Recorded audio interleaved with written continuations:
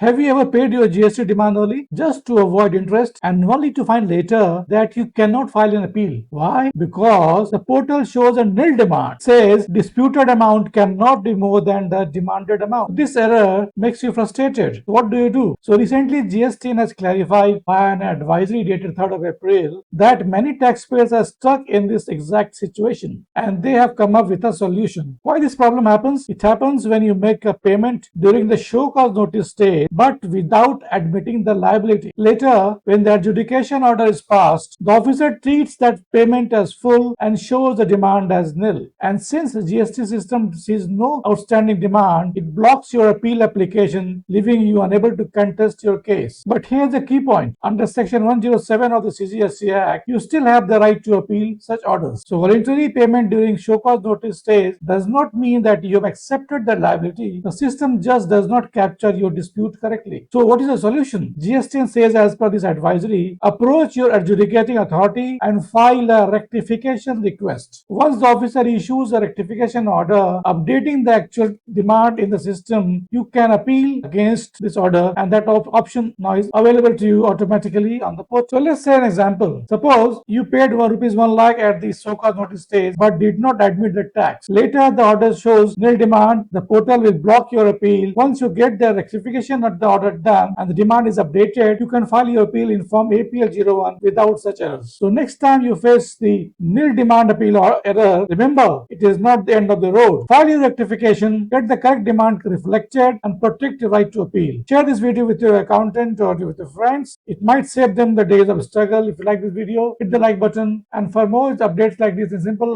language, please follow me on YouTube. Thank you so much for watching. See you in the next video. Take care. Bye bye.